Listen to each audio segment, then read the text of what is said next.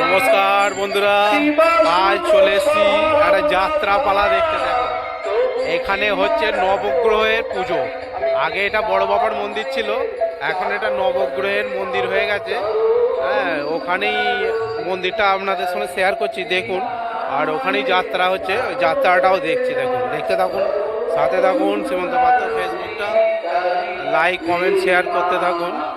নবগ্রহ মন্দির দেখাচ্ছে, দেখুন, যে 9টা গ্রহ হয় না, তারই নবগ্রহের মন্দির। আজ সকাল থেকে হোম হয়েছে এখানে, দেখেছেন। আজকের দিনে আপনাদের মতো পুণ্যবান মানুষদের পদার্পণে আমাদের আশ্রম ভূমি আজ ধন্য হলো।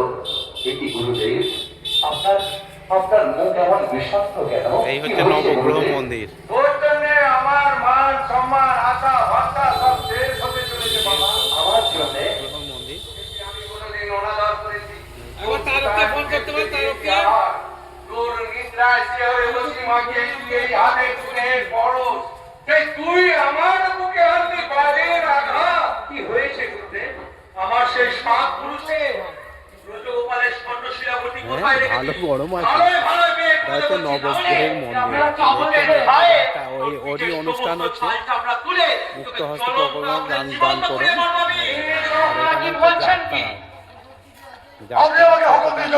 চলছে।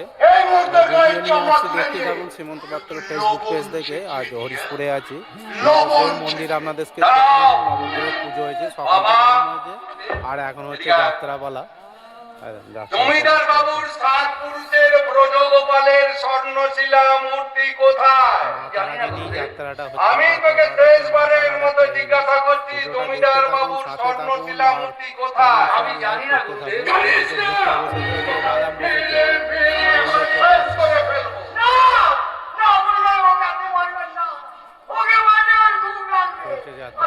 আপনি আমাকে মারুন, আমার একটু লাগবে না। ওরে না রে না।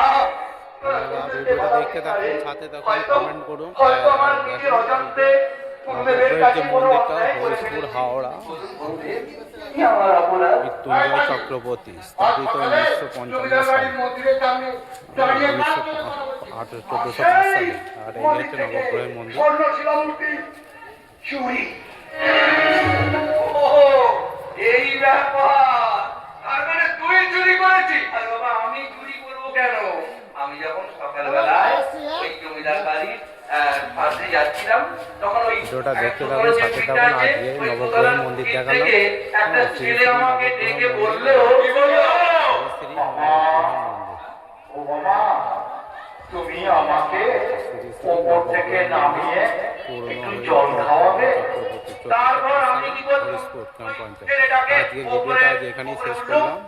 কেমন লাগলো অবশ্যই জানাবেন।